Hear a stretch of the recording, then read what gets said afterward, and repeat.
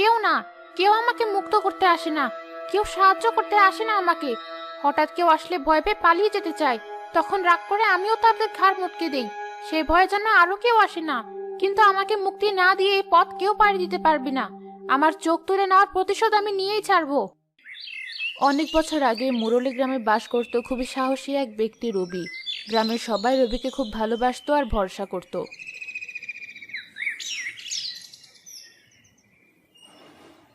সারাদিন ঘরের এত এত কাজ করেও যেন কোনো কাজ আমার শেষ হয় না। রান্না শেষ করে দেখি বাসন মাজতে হবে, বাসন মাজা শেষ হলে কাপড় ধুতে হবে। রোজ রোজ ধোয়া কাপড় কে পরে? এক কাপড় 2-3 দিন পরলে কি হয়? নিজেদের তো আর কষ্ট করে ধুতে হয় না। এই আজই শেষ, এরপর থেকে আমি আর এত কাপড় ধুয়ে দিতে পারবো না। যার যারটা সে ধুয়ে নিবে, তখন বুঝবে কেমন লাগে।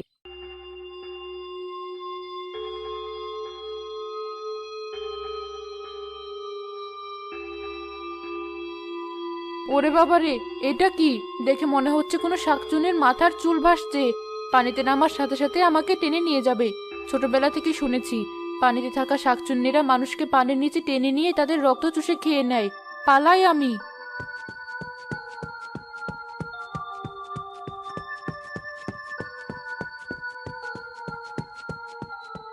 এভাবে এভাবে দৌড়াচ্ছ কেন? কি আর বলবো ভাই, পুকুর পাড়ে গিয়েছিলাম কাপড় পরিষ্কার করতে, গিয়ে দেখি শাকচুন্নির চুল ভাসছে। ভয়ে তাই বাড়ি চলে যাচ্ছি। তাই নাকি? তাহলে তো একবার সেটা দেখতেই হয়। তোমার যা ইচ্ছে হয় করো, আমি চললাম। অকালে শাকচুন্নির হাতে প্রাণ দিতে চাই না। কি হয়েছে? তোমরা কি নিয়ে তো কথা বলছো?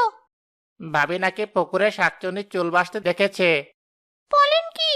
আমার কথা বিশ্বাস না হলে তোমরা গিয়ে দেখো। আমি বাড়ি চললাম, ভয় আমার জ্বর চলে আসছে। কানু ভাই চলুন, আমরা দুজন গিয়ে দেখে আসি আসলে কি হয়েছে। ঠিক আছে, চলো।